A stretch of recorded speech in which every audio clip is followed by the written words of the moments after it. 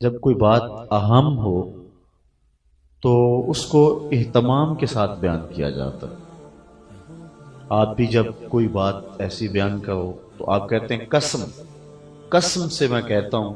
اس کے بعد آپ خاموش ہو جائیں تو تجسس بڑھ جائے گا کہ جس بات پہ قسم اٹھائی ہے وہ کیا ہے۔ اس کو کہتے ہیں جواب قسم۔ اب یہاں جواب قسم کیا ہے؟ یہ تمہارے رب کا فرمان ہے، اسلوب خوبصورت ہے، اور جس بات پہ قسم اللہ تعالیٰ ارشاد فرماتا ہے وہ بات انتہائی اہم ہوتی ہے۔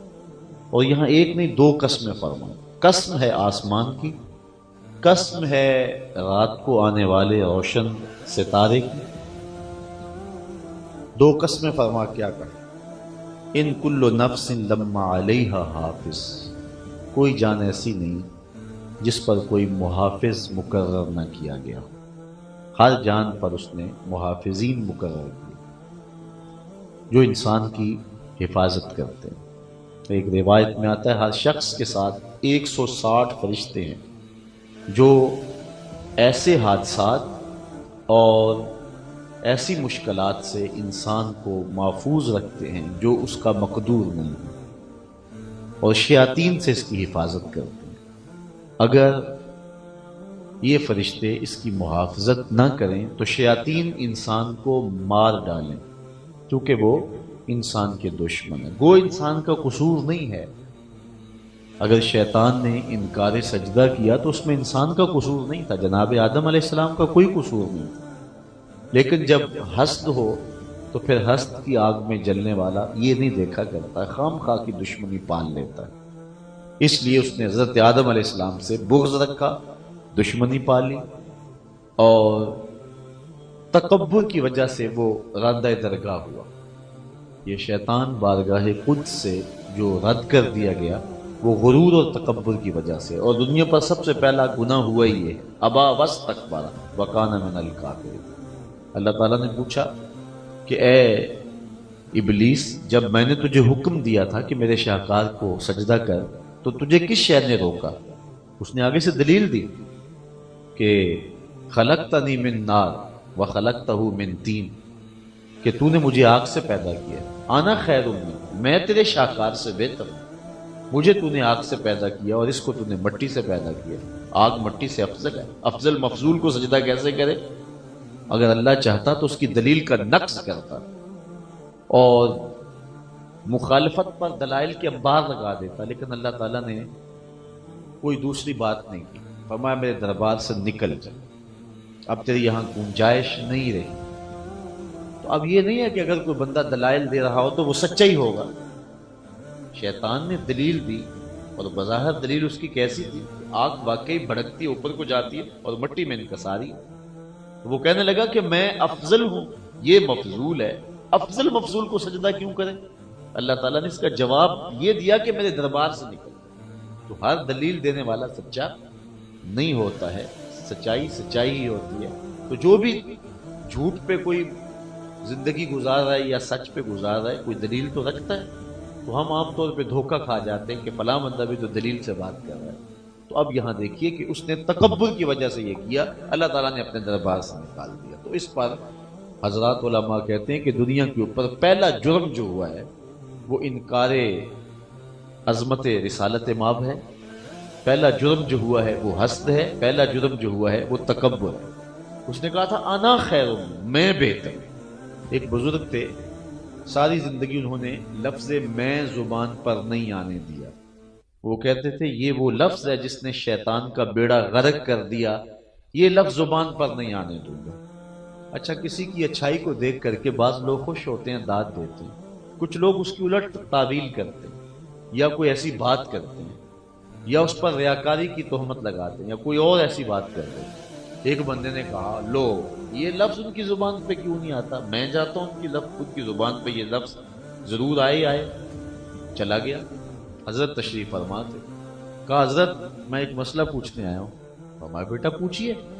کہا کہ شیطان کا بیڑا غرق کس چیز نے کیا؟ وہ راندہ درگاہ ہوا، تو وہ کون سی شے تھی جس نے اس کا بیڑا غرق کر دیا؟ سوچا کہ اب تو کہیں گے نا کہ لفظ میں نے، تو کہوں گا کہ آ تو گیا ہے نا لفظ زبان پر جیسے بھی آیا۔ لیکن وہ بزرگ بھی بڑے بصیرت والے تھے. حضور فرمایا اتقوا فراست المومن فإنہ ینظر بنور اللہ، مومن کی فراست قلبی سے ڈرا کرو، وہ اللہ کے دیے ہوئے نور سے دیکھتا ہے. تو کہا حضرت پوچھنے آیا ہوں کہ شیطان کو کس شے نے برباد کیا؟ فرمانے لگے بیٹے نماز کا وقت قریب ہے، نماز پڑھ لیں، بعد میں اس پہ بات ہوگی. جماعت کھڑی ہوئی، نماز پڑھائی، سلام پھیرا، اور پھر خود ہی مخاطب ہوئے. کسی نے پوچھا تھا شیطان کا کس چیز نے بیڑا غرق کیا؟ جواب دینا چاہتا ہوں کس نے پوچھا تھا؟ ایک دم کھڑا ہو گیا، میں نے. کہا اسی شے نے اس کا بیڑا غرق کر دیا. تو یہ جو چیز ہے انا، اس انا نے شیطان کا بیڑا غرق کر دیا، اس کو کچل کے رکھ دیا، اس کے سارے سجدے برباد ہو گئے، اس کے سارے قیام، اس کی ساری زندگی کے شب و روز برباد ہو گئے. معلم الملکوت تھا، فرشتوں کا استاد تھا، بیت المعمور کا خطیب تھا، کتنی بڑی باتیں تھیں، لیکن جب نبی سے رخ پھیرا تو پھر اس کے پلے کچھ بھی نہ رہا.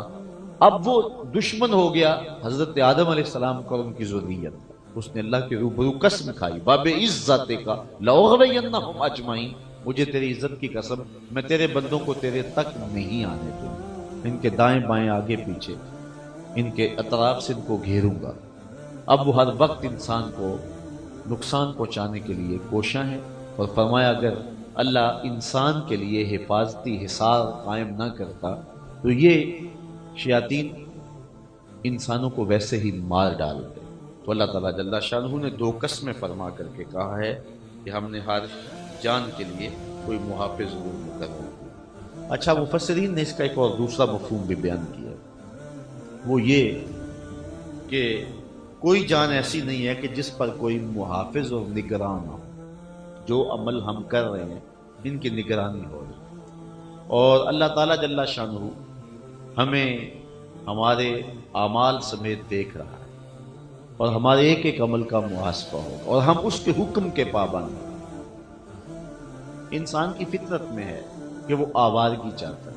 جب بچہ بھی تھوڑا سا شعور سنبھلتا ہے تو ایک وقت بچے پہ بھی آتا ہے کہ وہ اپنے والدین سے بغاوت کرتا ہے کہ والدین میری پابندی پہ، میری آزادی پہ خام خواہ کی پابندی لگاتے ہیں. یہاں بیٹھنا، یہاں نہیں اٹھنا، شام کو وقت پہ گھر آ جانا ہے، یہ دوست اچھے نہیں ہیں، یہ اچھے ہیں. تو کہتا ہے یہ میری آزادی پہ قدغن. تو وہ ایک وقت آتا ہے کہ وہ بغاوت کرتا ہے، اور اگر والدین اس عمر میں کنٹرول کر جائیں تو بچے اچھے ہو جاتے ہیں، ورنہ اس عمر میں بچے برباد ہو جاتے ہیں. حضرت علی المرتضیٰ رضی اللہ تعالیٰ عنہ نے فرمایا 15 سے 20 سال تک کی عمر جو ہے یہ انتہائی اہم عمر ہے. بچے سنورتے بھی اس عمر میں ہیں، بگڑتے بھی اس عمر میں، ان کے نظریات بھی پختہ تر اس عمر میں ہوتے ہیں. اس لیے اس عمر میں خاص طور پہ اپنی اولاد کی حفاظت کرنی چاہیے، اور اس عمر کے اندر ان کی صحبتوں کو دیکھنا چاہیے کن لوگوں کے ساتھ، کیونکہ صحبت اثر انداز ہوتی ہے. حضور نے ارشاد فرمایا المرء علی دین خلیلہ فلینظر احدکم من یخالل، ہر شخص اپنے دوست کے دین پہ ہوتا ہے. جب وہ کسی سے دوستی لگانے لگے تو وہ دیکھے اس کا دین کیا ہے. کہیں ایسا ہے کہ اگر اس کے عقیدے میں خرابی ہے، اس کے عمل میں پریشانی ہے، اس کے اخلاقیات اچھے نہیں ہیں، تو پھر یقیناً اس کے اثرات اس پر بھی اثر انداز ہوں. اس لیے حضرت رومی کہتے ہیں کہ گندم از گندم، آپ فرماتے ہیں کہ تا توانی دور شو از یار بد، یار بد بدتر بود از مار بد. کہتے ہیں جہاں تک ممکن ہو بری صحبت سے بچنا. بری صحبت، برے یار کی صحبت برے سانپ سے بھی بری ہے. آگے اس کا نتیجہ یہ بیان کیا کہ سانپ لڑے تو جان جاتی ہے، لیکن برا یار لڑ جائے تو ایمان چلا جاتا ہے. اس لیے اس عمر میں بالخصوص اپنی حفاظت کی ضرورت ہے. تو اللہ تعالیٰ جل شانہ نے یہ بات بیان فرمائی کہ ہم نے ایک نظام بنایا ہے، انسان اس نظام سے بغاوت چاہتا ہے. ایک مثال میں نے دی کہ بچپن میں والدین سے بھی ان پابندیوں کو وہ قبول کرنا نہیں چاہتا. وہ کہتا ہے یہ خام خواہ میرے اوپر جو ہے وہ قدغن لگا دے. اس طرح بہت سارے لوگ ہیں جو مذہب سے آزادی چاہتے ہیں، اور دنیا کی مختلف قوموں میں، مختلف ممالک میں کتنے ایسے لاکھوں کروڑوں لوگ موجود ہیں جو مذہب سے آزادی پا چکے ہیں. وہ کہتے ہیں یہ مذہب جذبات پر اور آزادی پر پابندی اور قدغن ہے، اس کو ہم قبول نہیں کریں گے، لا مذہب ہو جائے. ایک تیسرا طبقہ ہے جو مذہب کے اندر رہ کر کے مذہب گریز ہوتا ہے، یعنی وہ اپنے مذہب سے بغاوت تو نہیں کر سکتا، لیکن مذہب کی جو پابندیاں ہیں ان کو بھی وہ قریب نہیں آنے دیتا، اور اس نے طرح طرح کے لفظ گھڑے ہوئے ہوتے ہیں، مفاہیم اپنے طور پہ تراشے ہوتے ہیں جو اس کو تسکین دیتے ہیں، اور اس سے وہ مذہب کے اندر رہ کر کے مذہب سے آزادی چاہتا ہے۔ اس کی مثال، ایک لفظ آپ نے سنا ہوگا جسے پورے قرآن مجید سے کوئی آیت نہ آتی ہو، ایک آیت اس کو ضرور آتی ہے، لا اکراہ فی الدین، اور اس کا مفہوم وہ یہ نکالتے ہیں کہ دین میں کوئی جبر نہیں، دین میں کوئی سختی نہیں۔ یہ ویسے مولویوں نے سختی بنائی ہوئی ہے، دین میں تو کوئی سختی نہیں۔ یہ لوگ مفہوم بیان کرتے ہیں اور اس بات کو اپنے اعتقاد میں شامل کیے ہوئے، حالانکہ ایسا نہیں ہے۔ اس آیت کا قطعاً یہ مفہوم نہیں ہے کہ دین میں کوئی سختی نہیں، دین میں کوئی جبر نہیں، یہ قطعاً مفہوم نہیں ہے۔ اس آیت کا یہ مفہوم ہے، پوری آیت پڑھیں، لا اکراہ فی الدین قد تبین الرشد من الغی، حق اور باطل واضح ہو چکا ہے، اب کسی کو دین لانے پر مجبور نہیں کیا جائے گا، اب اس پر جبر نہیں کیا جائے گا، اس کی گردن پہ تلوار رکھ کر نہیں کہا جائے گا کہ اسلام لا ورنہ تیری گردن کاٹ دیں گے۔ یہ مفہوم ہے، انا ہدیناہ السبیل اما شاکرا و اما کفورا، ہم نے دونوں راہیں دکھا دی ہیں، اب اس کی مرضی ہے خیر کے راہ پہ چلے، اس کی مرضی ہے شر کے راہ پہ چلے۔ یہ ہے اس کا مفہوم۔ دین لانے کے بعد وہ دین کی پابندیوں کو قبول نہ کرے، یہ نہیں ہے۔ اس کا مفہوم یہ ہے کہ کسی کو دین لانے پہ مجبور نہیں کیا جائے گا، یہ ہے اس کا مفہوم۔ لیکن یہ مفہوم بھی منسوخ ہو چکا ہے جب آیات جہاد نازل ہوئی۔ اب یہ آیت لا اکراہ فی الدین یہ منسوخ ہے، یعنی آیت کی تلاوت موجود ہے لیکن اس کا جو مفہوم ہے، جس کا جو حکم ہے وہ باقی نہیں ہے۔ جب آیات جہاد نازل ہوئی تب حکم یہ ہوا کہ کافر یا اسلام لائے، یا ٹیکس دے، جزیہ دے، یا پھر لڑائی کے ٹکراؤ کے لیے تیار ہو جائے۔ تو یہ مفہوم لوگوں نے از خود گھڑا ہوا ہے اور وہ اس سے تسکین پاتے ہیں، اصل اندر کی وہ کمزوری جو ہے وہ اس کو قبول کرتے ہیں۔ اسی طرح وہ کسی مفکر نے کہا تھا، اور اس جملے نے چونکہ لفظوں کی ترتیب ایسی ہے کہ بہت زیادہ اس جملے کو لوگوں نے قبول کیا۔ اس نے کہا تھا کہ دین میں داڑھی ہے، داڑھی میں دین نہیں ہے، اور لوگوں نے ہاتھوں ہاتھ لیا، کہا کیسی کمال کی بات کی، واقعی یار بات تو ٹھیک ہے، دین میں داڑھی ہے، داڑھی میں دین نہیں۔ میں کہتا ہوں اگر اس مفروضے کو تسلیم کر لیا جائے پھر تو کہا جا سکتا ہے کہ دین میں روزہ ہے، روزے میں دین نہیں، دین میں نماز ہے، نماز میں دین نہیں، دین میں حج ہے، حج میں دین نہیں، دین میں حیا ہے، حیا میں دین نہیں، تو پھر بتاؤ کہ دین کہاں ہو؟ اینٹوں کے مجموعے کا نام ہی تو دیوار ہے، تو جب آپ اس کی نفی کرتے چلے جائیں گے تو پھر دین کس کو کہیں گے؟ تو یہ ایک عجیب سی ایک بات ہے، چونکہ انسان کے اندر کمزوری ہوتی ہے اور وہ ایسی باتوں کو قبول کرتا ہے، اس کا اصل نفس قبول کر رہا ہوتا ہے، حظ نفس اور ہے، حظ روح اور ہے، یہ حظ نفس ہے اس کے نفس کو تسکین اس سے پہنچ رہی ہوتی ہے، اس نفس کی تسکین کو وہ اپنی علمی پیاس کے بجھنے کی طرف جو ہے وہ اس کی تشریح کرتا ہے کہ واقعی یار میری علمی پیاس بجھ گئی، بات بڑی خوبصورت ہوئی، حالانکہ نہیں ہے، وہ پیاس بجھی ہے نفس کی، نفس اس کا یہ چاہتا تھا، جو چاہتا تھا وہ خوراک اس کو مل گئی۔ تو یہ قطعاً بات نہیں ہے۔ علامہ رومی نے اپنے زمانے میں جب ان کے دور میں بھی ایسے کو فتنے نمودار ہوئے ہوں گے، ایک مثال سے اس بات کو سمجھایا۔ وہ پرانے لوگ اپنے بازو کے اوپر اپنے محبوب کا، اپنا یا کسی دوست کا نام کندہ کروا لیتے، اس طرح مختلف تصویریں چھپوا لیتے تھے بازوؤں پہ۔ بعض لوگوں کے ماتھوں پر، پیشانیوں پہ ہم نے بوڑھے لوگوں کے چاند تارا چھپا ہوا دیکھا ہے، تو وہ باقاعدہ ایک روشنائی داخل کر کے جو ہے وہ جسم کے اندر سرایت کر دی جاتی ہے، اور وہ اس کو صاف کرنے سے بھی جو ہے وہ روشنائی زائل نہیں ہوتی ہے۔ تو ایک شخص میلے پہ گیا، وہاں کوئی ایسا شخص آیا تھا، تو اس نے کہا جی میرے بازو پہ شیر کی تصویر چھاپ دو۔ اس نے کہا لاؤ، اس نے سوئی کھبوئی، روشنائی داخل کی، تو درد ہوا نا، تو وہ تڑپا، کہنے لگا کیا کرنے لگے ہو؟ کہنے لگا شیر کا منہ بنانے لگا۔ اس نے کہا اس نے کون سا کھانا ہے؟ اس نے سوئی کھینچ لی اور پھر پیچھے کیا، پھر درد ہوا تو کہا کیا کرنے لگے ہو؟ کہا اس کی ٹانگیں بنانے لگا ہوں۔ کہا اس نے کون سا بھاگنا ہے؟ اس نے پھر سوئی کھینچی، پھر آگے لے گیا، کہا اب کیا کرنے لگے ہو؟ کہا اس کے کان بنانے لگا ہوں۔ کہا اس نے کون سا دیکھنا ہے؟ اس کون سا سننا ہے؟ اس طرح آنکھیں بنانے لگا ہوں، کون سا دیکھنا ہے؟ اس طرح جو بھی جدھر بھی سوئی رکھتا تو درد ہوتی تو وہ کہتا اس نے یہ کیا کرنا ہے؟ تو اس نے کہا پھر میں کیا بناؤں؟ کہنے لگا بس تم شیر بنا دو۔ اس نے کہا میں شیر کیسے بناؤں؟ آزاد نہیں ہوں گے تو شیر کیسے بنے گا؟ کان نہ ہو، آنکھیں نہ ہو، زبان نہ ہو، ہونٹ نہ ہو، اس کا سر نہ ہو، پیٹ نہ ہو، دم نہ ہو، ٹانگیں نہ ہو، کہتا بس تم شیر بنا دو۔ علامہ رومی کہتے ہیں شیر تو نہیں پھر بنتا، شیر تو ان اعضاء کے مجموعے کا نام ہے، اس لیے نماز ہے، روزہ ہے، حج ہے، شاعر اسلامیہ ہے، وضاقتہ ہے، اقدار دینیہ ہے، انہی کے مجموعے کا نام ہی تو دین ہے۔ اور اگر آپ ان کی نفی کرتے چلے جائیں گے اپنے نفس کی تسکین کے لیے، پھر دین کہاں ڈھونڈیں گے؟ دین کس چیز کا نام ہوگا؟ تو یہ ایک عجیب سی بات ہے، یہ انسان کی فطرت کے اندر عمل گریزی کی یہ جو مثال ہے، تو وہ اس صورتوں کے اندر جو ہے وہ ظاہر ہوتی رہتی ہے، جبکہ ایسا نہیں ہے۔ اسلام تو ہم سے یہی تقاضا کرتا ہے کہ اگر اسلام میں آئے ہو تو پھر پورے پورے آؤ، آدھے آدھے نہ آؤ، آدھا تیتر آدھا بٹیر نہیں۔ اس چمن میں پیروے بل بل ہو یا تلمیذ گل، یا سراپا نالا بن جا یا نوا پیدا نہ کر۔ کوئی کچھ بول رہا ہے، کوئی کچھ بول رہا ہے، اور نہیں یہ اتنی بھی پابندیاں نہیں۔ میں کہتا ہوں آپ اپنے بچے کو سکول میں داخل کرواتے ان کا یونیفارم ہوتا ہے، آج تک کسی نے، میں نے نہیں سنا اعتراض کیا ہو سکولوں پر کہ یہ بچوں کے اوپر ان کی آزادی کو سلب کرنے والی بات ہے۔ سارا بچہ کو وہی اتری ہے کہ اس طرح کی ٹائی ہو، اس طرح کا لباس ہو۔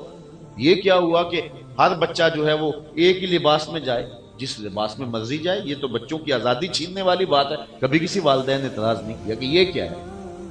ماں ٹائی کس رہی ہے، بیٹے کو کبھی بوٹ اس رنگ کے پالش کر رہی ہے جو اسکول کی طرف سے لگے، کبھی کسی نے اعتراض نہیں کیا۔ اس وقت کسی نے نہیں کہا یہ کیا انسان کی آزادی پہ قدغن ہے۔ آج کل تو وہ میٹرک پاس بچوں نے بھی اسکول گلیوں میں کھول رکھے ہیں، اور وہ بھی کوئی جو ہے وہ یونیفارم دیتے ہیں، اور ہم اس میں اپنے بچوں کو داخل کروائیں تو کبھی معترض نہیں ہوتے۔ یا جو پرائمری اسکول کھول کے بیٹھ جائے ان کا بھی ایک یونیفارم ہے، تو کیا محمد عربی کے دین کا کوئی یونیفارم نہیں ہے؟ اللہ نے قرآن مجید میں ایک دوسرے مقام پہ فرمایا اَيَحْسَبُ الْإِنسَانُ أَن يُتْرَكَ سُدًى، انسان یہ گمان کرتا ہے اس کو سدا چھوڑ دیا جائے گا۔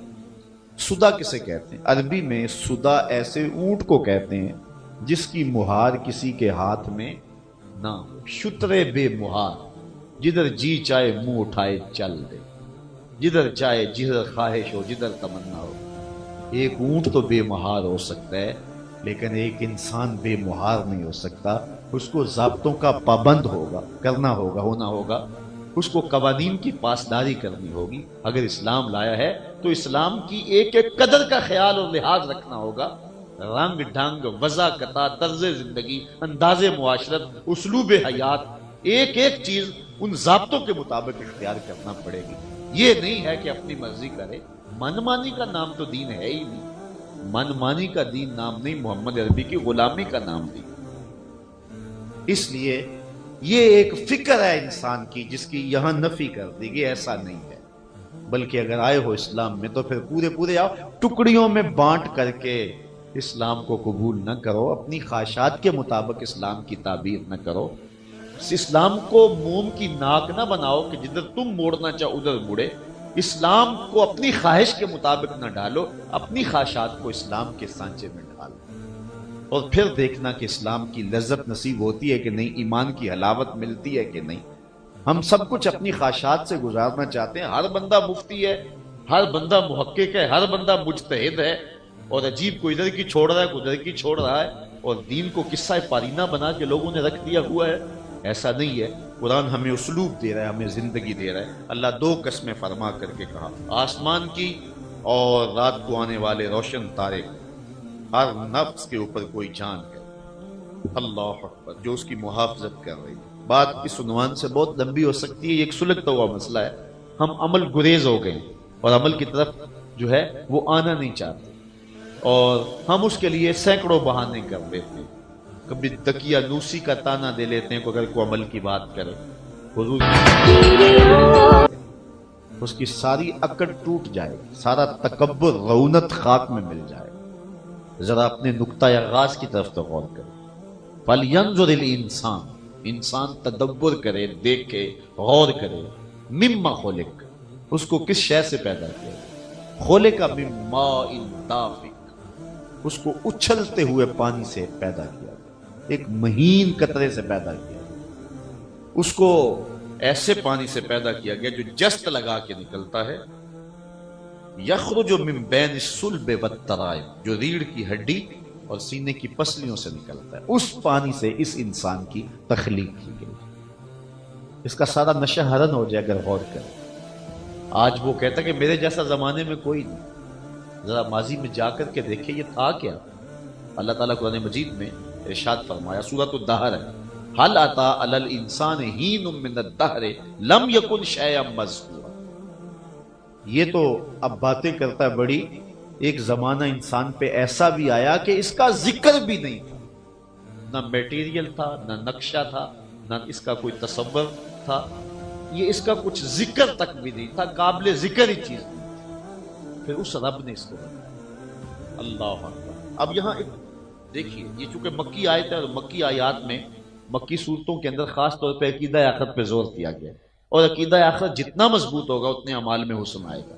اللہ تعالیٰ یہ بات بیان کرنے کے بعد فرما رہا ہے کہ جو سینے کی پسلیوں اور ریڑھ کی ہڈی سے نکلے ہوئے مادہ منویہ سے انسان کی رحم مادر میں تخلیق کرتا ہے، اس مہین قطرے سے انسان کو وجود دیتا ہے۔ کتنی خوبصورت آنکھیں دی، آنکھوں کے ڈورے کیسے لگائے، اور پلکوں کی جھالر کیسی ہے، اوپر ابرو کتنے خوبصورت ہیں، پیوستہ ہیں یا الگ ہیں، ہونٹوں کے اندر رنگ کیسے بھرے، 32 دانتوں کو موتیوں جیسے کیسے سجایا۔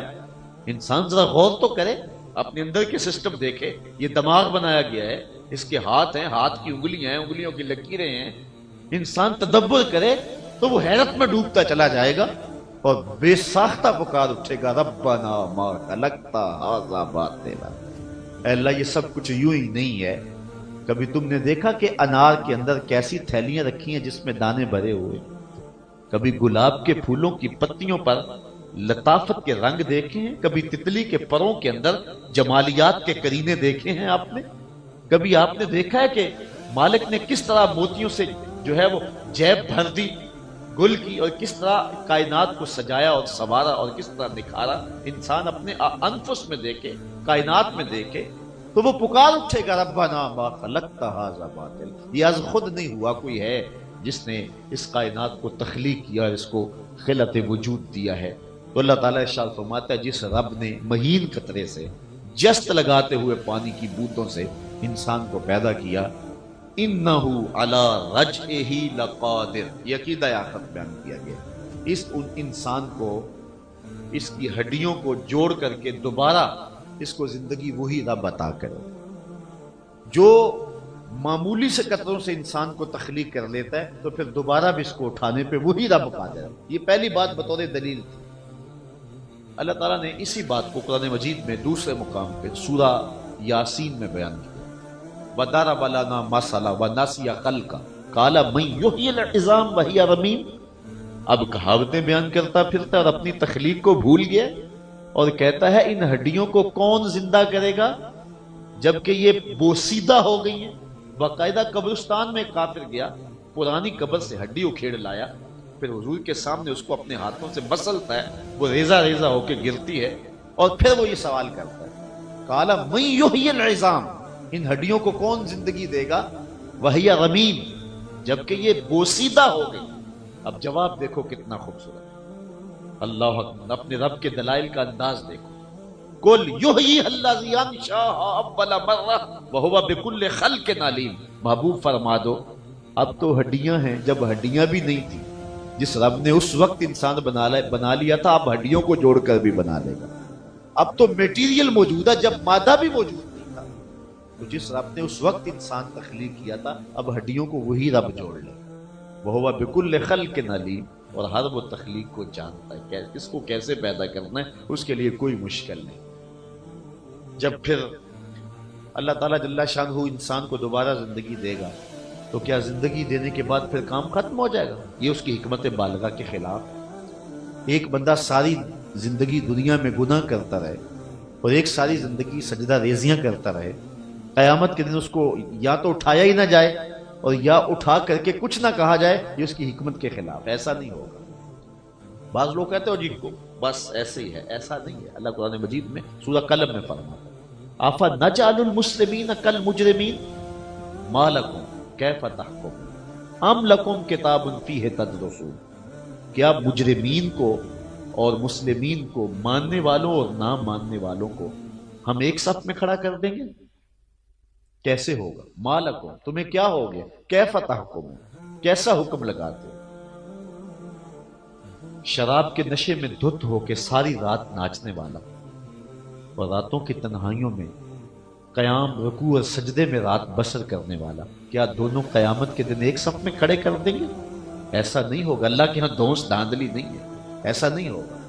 लोगों का खून निचोड़ने वाला, हड्डियां तोड़ने वाला और बोटियां नोचने वाला और रातों की तन्हाइयों में दुखियों की मदद करने वाला, क्या क़यामत के दिन एक सफ में खड़े कर दिए जाएंगे? मूसा और फिरौन का अंजाम एक जैसा होगा? यजीद और सैयदना इमाम हुसैन का अंजाम एक जैसा होगा? कैसे होगा? मालकुम कैफ तहकुमून, तुम्हें क्या हो गया? ऐसा कैसे होगा? अम लकुम किताबुन फीह तदरुसून, क्या तुम्हारे पास कोई किताब है जिसमें लिखा हुआ है, तुम ये कह रहे हो कि बस देख लेंगे, ऐसे गुजर जाएंगे? कहा नहीं, ऐसे नहीं होगा। अल्लाह के यहाँ एक ज़ाब्ता है, अल्लाह के यहाँ एक कानून है। तो फिर जब उसकी हिकमत है कि जब मरने के बाद दोबारा लोग उठाए जाएंगे तो फिर उनके अमाल का मजा उन्हें चखाया जाए। नेक है तब भी, बद है तब भी। तो अल्लाह ताला फरमाया फिर क्या होगा? यौम तुबलस सराइर, उस दिन सारे राज खोल दिए जाएंगे, हर राज तश तश बाम हो जाए, चेहरों से निकाब नोच लिए जाए, हकीकतें सामने आ जाए। आज एक दूसरे से पोशीदगियां हैं, अंदर का गंद किसी पे वाजे नहीं। मेरी नजर में आप अच्छे हैं, अल्लाह आपको अच्छा ही करे, अच्छे ही हो। आपकी नजर में मैं अच्छा हूं, अल्लाह मुझे आपके हुस्न ज़न के मुताबिक कर दे। लेकिन अगर खुदा ना करे मामला इससे बरक्स हो तो फिर दुनिया पर तो मेरा पर्दा रह सकता है, आखिरत में तो कोई पर्दा बरकरार नहीं रह सकेगा। दुनिया पर आपका पर्दा रह सकता है, आखिरत में तो कोई बरकरार नहीं रह सकेगा। इसलिए हमें यौमा तुबलस सराइर, उस दिन सारे राज खोल दिए जाएं, सारे निकाब उलट दिए जाएं, सारे पर्दे नोच दिए जाएं। फमा लहू मिन कुव्वतिन वला नासिर, और ना कोई ताकत होगी और ना कोई मददगार होगा जो उस राज को खुलने से रोक सकेगा। दुनिया पर जोर और जर काम आ जाता, तगड़े की बात कोई नहीं करता, गरीब की बात रुसवा करती जाती। जिसके पास चार लोगों से लोग डरते हैं, जो तन्हा हो यका हो, उसको रुसवा कर दिया जाए। कयामत के दिन ऐसा नहीं होगा, न जोर काम आएगा न जर काम आएगा। ए दावरे हश्र मेरा नामा या माल न पूछ, इसमें कई पर्दा नशीनों के भी नाम आते। उस दिन हर शय तश तश बाम हो जाएगी, खुल के सामने आ जाएगी। फमा लहू मिन कुव्वतिन वला नासिर वस्समाए ज़ाते रज, फिर कसम का आगाज हुआ। कसम है आसमान की जिससे मींह बरसता है, वल अर्द ज़ाते सद्र, और कसम है जमीन की जो खुलती है। बारिश बरसती है तो उससे बूटे निकलते हैं, कहीं नसरीन है, नस्तरन है, चंबेली है, कहीं मोतिया है, कहीं गुलाब है, कहीं फल है, कहीं फूल है, कहीं सब्जे हैं, कहीं बूटियां हैं, क्या कुछ है। तो जमीन खुलती है और फिर उससे वो अपने खजाने उगलती है। कसम है आसमान की जिससे मींह बरसता है, और कसम है जमीन की जो खुलती है और फैज देती। इन्नहु लक़ौलुन फ़स्ल, ये कुरान कौले फैसल है। कौले फैसल, तयशुदा बर, अटल हकीकत, ये कोई किस्सा कहानी नहीं है। वमा हुवा बिल हज़ल, ये कोई खेल कूद नहीं है। धोखे में ना रखें, आंखें खोलें, देखें रेत में सर छुपाने से क्या होगा। ये जो कुछ होने वाला है वो सब कुछ बयान करती है। तुम्हारे पास इतनी बड़ी रोशन किताब कुरान मजीद है जिसने कोई अमल मख्फी रखा ही नहीं है, पर अल्लाह ताला कुरान मजीद में एक जगह पे नहीं, हजारहा जगह पे हमें ये बयान फरमा रहा है, लोगों अपनी इस्लाह कर लो, आमाल ठीक कर लो, तकवा इख्तियार कर लो। यार अल्लाह एक मरतबा कह दे क्या काफी नहीं है? ऑर्डर उसका हो जाए, नहीं कोई माने तो उसको पकड़ के फेंके जहन्नम में। लेकिन मुफस्सिरीन फरमाते हैं ये भी अल्लाह की मखलूक पे शफकत है कि बार बार कह रहा है, बार बार कह रहा है। एक मौके पे देखिए उसलूब में कितना जमाल है, कितनी मोहब्बत टपक रही है कि एक हरफ से। छठा पारा है, इरशाद फरमाया मा यफ़अलुल्लाहु बिअज़ाबिकुम, अल्लाह तुम्हें अजाब दे के क्या करेगा? अल्लाह तुम्हें अजाब दे के क्या करेगा? यदि वो चाहता है तुम नेक बन जाओ और तुम्हें बख्श दे, तुम धक्के से छलांगे लगा रहे हो, तो कहा वो तुम्हें अजाब दे के क्या करे? उसे क्या मिलेगा तुम्हें अजाब दे के? वो चाहता ये नहीं है, उसकी मंशा ये नहीं है। لیکن مشیت یہ ہے کہ اگر تم وہ عمل کرو گے تو ڈر جاؤ گے، اچھے عمل کرو گے تو ڈر جاؤ گے، لیکن وہ چاہتا نہیں ہے۔ ما یفعل اللہ بعذابکم، وہ تمہیں عذاب دے کے کیا کرے گا۔ میں کہتا ہوں کہ اگر مجرم بھاگ جائے نا پولیس سے تو کبھی تعاقب کرتے دیکھا پولیس کو؟ اور جب پکڑتے مجرم کو ہتھ کڑی لگاتے ہیں تو کس طرح ذلیل و رسوا کرتے ہیں۔ مختلف اداروں سے بھاگنے والوں کو ان کو پکڑنے والے کس سلوک کے ساتھ جو ہے وہ واپس لاتے ہیں، لیکن آؤ ذرا قرآن کا اسلوب بھی دیکھیں۔ مالک کی دہلیز سے بندہ بھاگا، الانسان، او بھاگے ہوئے انسان، ما غرک بربک الکریم، واپس آ جا، تیرا رب بڑا کریم۔ مجھے بتاؤ بھاگنے والوں کو یوں آوازیں دی جاتی ہیں جس طرح رب دے رہا ہے؟ یا ایھا الانسان، ذرا ان لفظوں کی مٹھاس چکھیں، ذرا ان لفظوں کا جو صوتی آہنگ ہے، اس کا جو جمالیاتی تاثر ہے، ذرا اس کو دیکھیں۔ یا ایھا الانسان، کتنا پیار ہے، کتنی اپنائیت ہے، کتنی محبتیں ہیں۔ لفظ لفظ سے شہر ٹپک رہا ہے، آوازیں دی جا رہی ہیں۔ یا ایھا الانسان، او بھاگے ہوئے انسان، ما غرک، تجھے کس چیز نے مغرور کیا؟ دولت نے، حسن نے، جوانی نے، اقتدار نے؟ بتا کون سی شے تیری؟ جوانی آج ہے کل نہیں ہوگی، دولت آج تیری ہے کل نہیں، اقتدار آج ہے کل نہیں ہوگا، آج جو ہے وہ تجھے صحت ہے کل نہیں ہوگی، آج اپرادھ کی کثرت تیری پشت پہ، کل تجھے تنہا چھوڑ کے آگے۔ کس بات پہ غرے میں ہے؟ ما غرک، ما میں عموم ہے۔ میں تو جب بھی کبھی یہ آیات پڑھتا ہوں ایک عجیب تاثر ہے ان آیات۔ ما غرک، بتا نا وہ کون سی شے ہے، نفی کر دی گئی، عموم سے نفی کر دی گئی، جس نے تجھے مغرور کیا ہے، رب سے دھوکے میں ڈال دیا، اتنی خوبصورت دہلیز سے پیچھے ہٹا دیا، وہ کون سی شے ہے؟ آگے لفظ کیا ہے؟ ما غرک بربک الکریم، ایسے رب سے جو رب بھی ہے اور کریم بھی ہے۔ ذرا غور تو کی، کوئی نالائق بیٹا ماں باپ کی دہلیز چھوڑ کے بھاگ جائے، وہ تو جا کے کسی ہوٹل میں برتن مانج رہا ہوتا ہے، لیکن ماں باپ کو مصیبت بن جاتی ہے۔ کبھی اس کے دوستوں کو ترلے کرتے پھرتے ہیں کہ ہمارے بچے کا تمہیں کو پتا ہو تو بتائیں، کبھی اس کے کلاس فیلوز سے پوچھتے ہیں، کبھی جو ہے وہ ڈنڈورچی کو کہتے ہیں کہ شہر بستی میں آواز لگاؤ دیکھو، کبھی رشتہ داروں کو فون کرتے ہیں، مصیبت بنی ہوتی ہے، کبھی مختلف جگہوں پہ جا کے دیکھتے ہیں، مختلف درباروں پہ پہنچتے ہیں کہ کہیں بیٹے کا سراغ مل جائے، اسے تو کچھ چین ہوتا ہے نکمے کو، لیکن ماں باپ تو مصیبت میں ہوتے ہیں۔ ماں کی ممتا تڑپ رہی ہوتی ہے، آنکھوں سے نیند اڑ گئی ہے، باپ رو رہا ہے، زندگی اجاڑ ہو گئی، عجیب رنگ ہے۔ پھر وہ اخبارات میں اشتہار دیتے ہیں، ٹیلی ویژن میں اشتہار دیتے ہیں، آپ کی نظر سے ایسے اشتہار گزرے ہوں گے، لکھا ہوتا ہے ہمارا فلاں نام کا بیٹا اتنے دنوں سے گھر سے غائب ہے، اگر وہ خود پڑھے یا کسی سنے تو لکھا ہوتا ہے وہ گھر واپس آ جائے، ساتھ وضاحتی نوٹ، اسے کچھ نہیں کہا جائے۔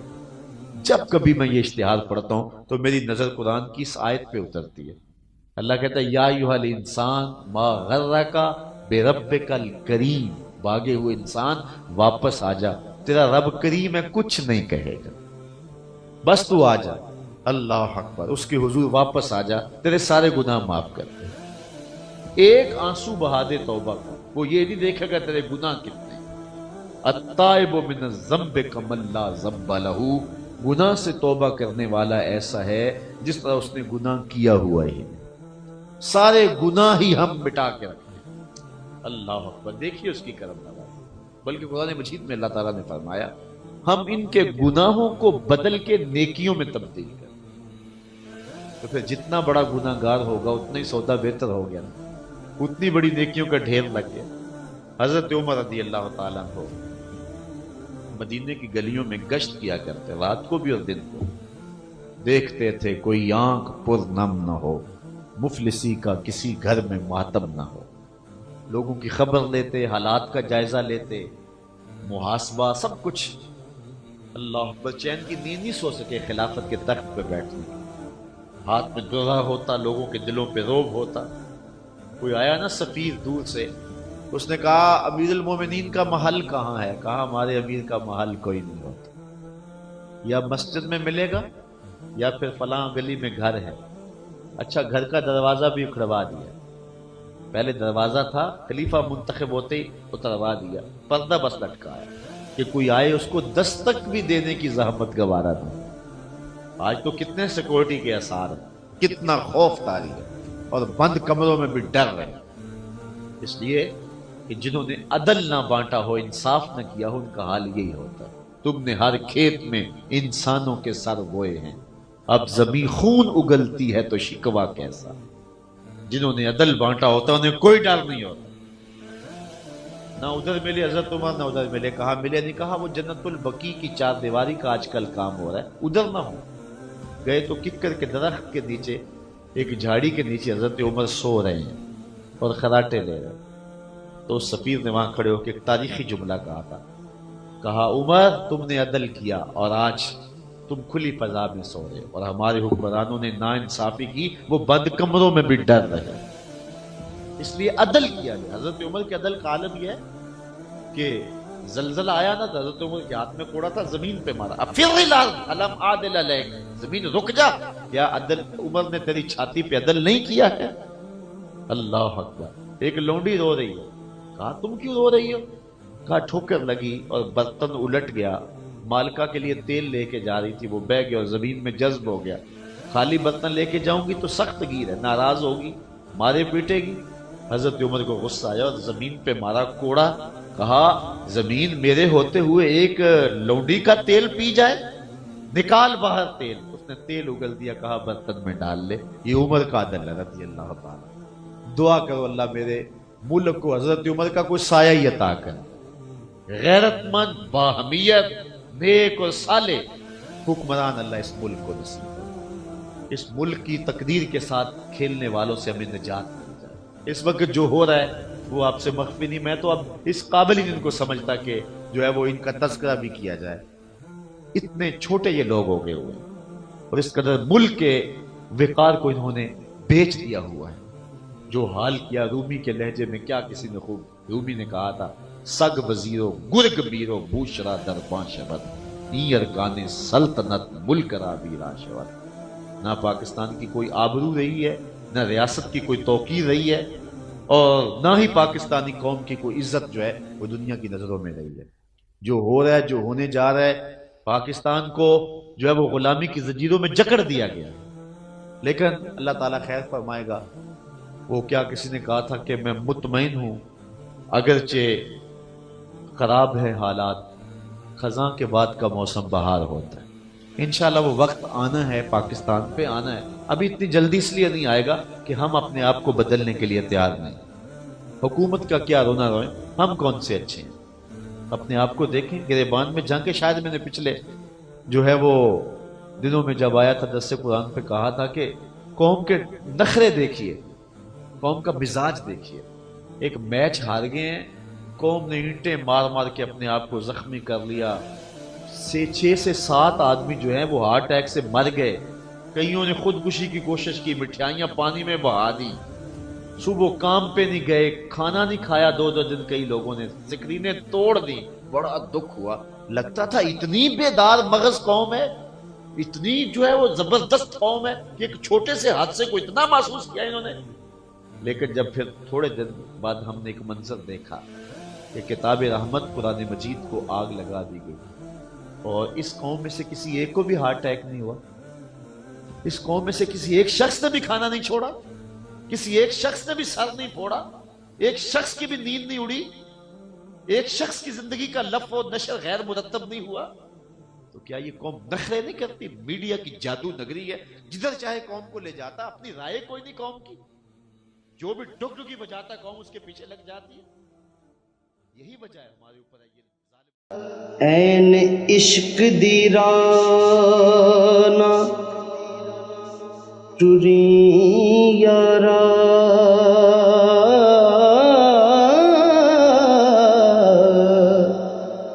ایتا در در پیک منگا دیندا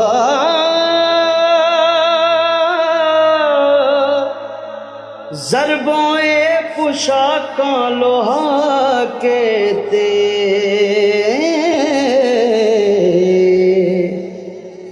ڈیرے جنگلاں وچ لگوا